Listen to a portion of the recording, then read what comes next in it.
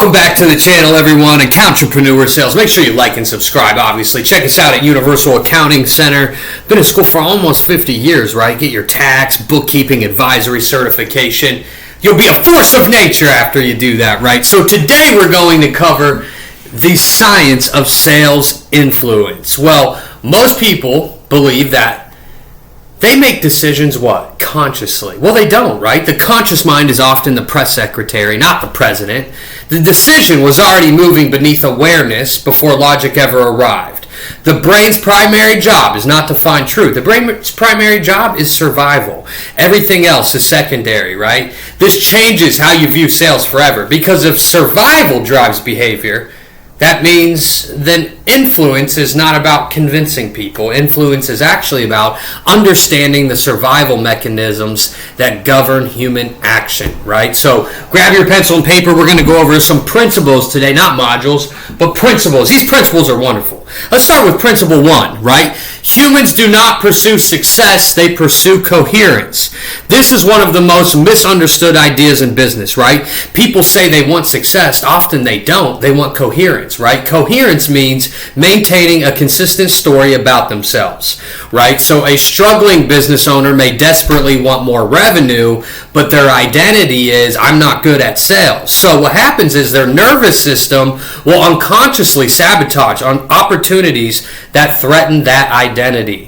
Well, why does that happen? Because the brain values consistency more than it values improvement. This is why people stay in bad relationships, they stay overweight, they stay broke, they stay overwhelmed, because the pain is familiar, right? And familiarity feels safer than uncertainty. You have to understand, every sale is fundamentally, right, an identity negotiation. It's not a financial transaction. The question is, can they afford it? The deeper question is, does this decision fit the story they tell themselves about who they are? All right, let's move to principle 2. Let's move to principle 2 here. Every human lives inside what? A predictive model. Write that down. Every human lives inside a predictive model. That is the title of principle 2. You have to understand, right? Your brain is not reacting to reality, it's predicting reality. So modern neuroscience increasingly views perception as prediction. The brain creates models, right? And then it looks for evidence, not the other way around. A prospect who believes programs like this never work will unconsciously search for confirmation, not information, but confirmation. This means objections are often prediction systems. They're not logical arguments. So when someone actually says, I need to think about it, what they're communicating is, my predictive model has not updated enough for action.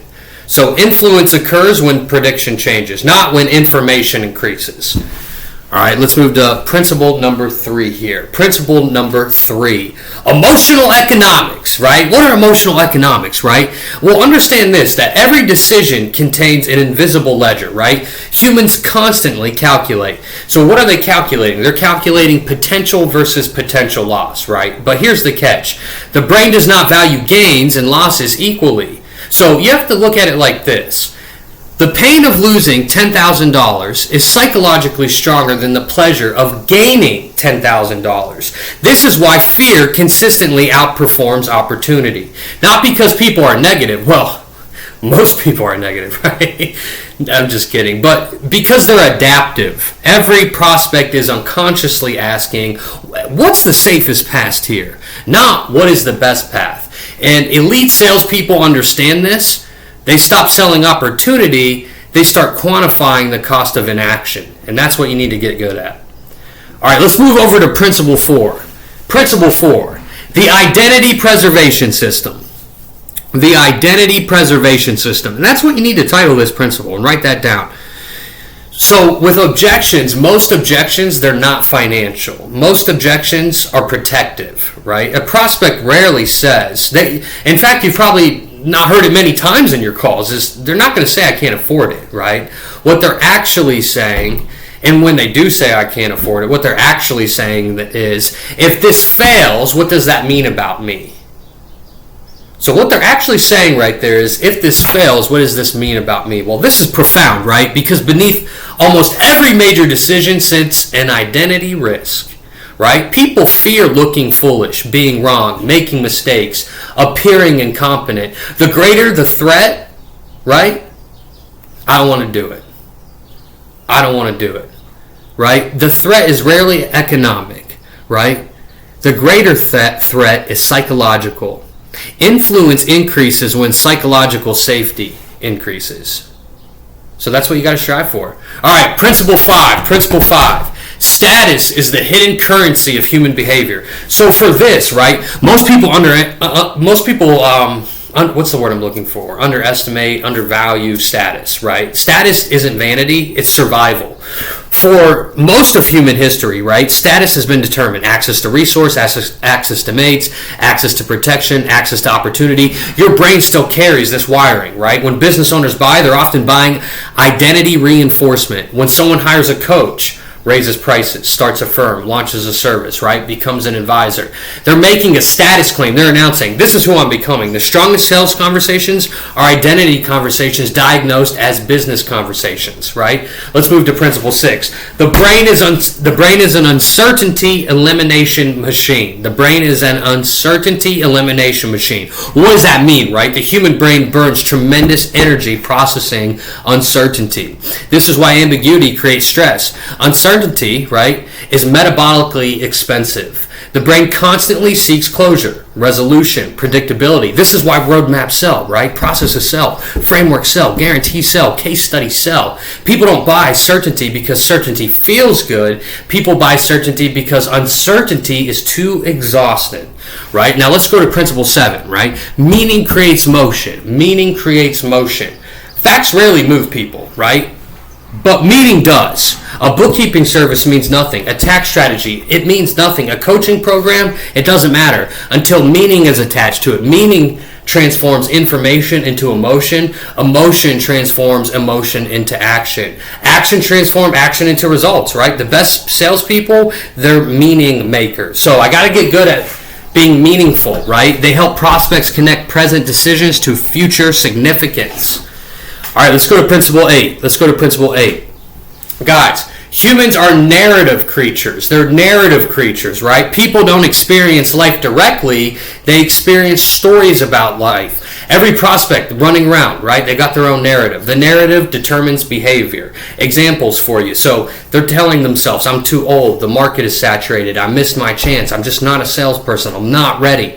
Or I'm not this, whatever they're buying. Or I'm just not good at this, right? So those narratives that they lock themselves into, they become prisons. So influence is often the replacement of one narrative with another. Not because the salesperson is manipulating, because the old narrative is no longer serving reality. All right, let's go to principle 9. Behavioral momentum.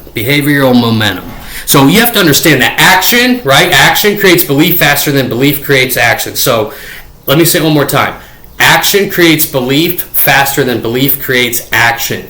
Most people wait to feel confident before acting, but confidence is usually produced by action, not before it. This is why those small commitments matter. Tiny movements, they create momentum, right? Momentum creates evidence. Evidence creates belief. Belief creates larger action. And that is how transformation occurs right there.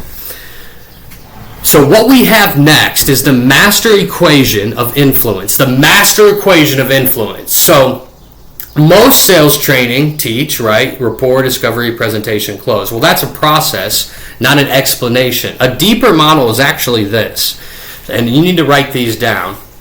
And I would write them like the name and then an arrow pointing down because they lead into another. They lead into each other. Or you could do it sideways like this, right? So identify, right? Identify the identity. I need to identify the identity. And it's like this. Identity, perception, meaning, emotion, decision, action, reinforced identity. Okay, now this loop explains nearly all human behavior. Every buying decision, every habit, right? Every career choice, every relationship, every investment, and every risk, right? So the greatest mistake in sales that you guys have to understand is believing that you're influencing decisions, because you're not, right? You're influencing the forces that create decisions. The identity, the predictions, the meanings, the fears, the aspirations, the stories, the status calculations, right? The uncertainty calculations, the emotional economics, right? By the time someone says yes, that sale is already over, right? The invisible mechanisms have already shifted. And the people who understand those mechanisms don't just become better salespeople, they become students of human nature, and that's where the true influence lives. So if you like this video, hopefully you'll return to another one.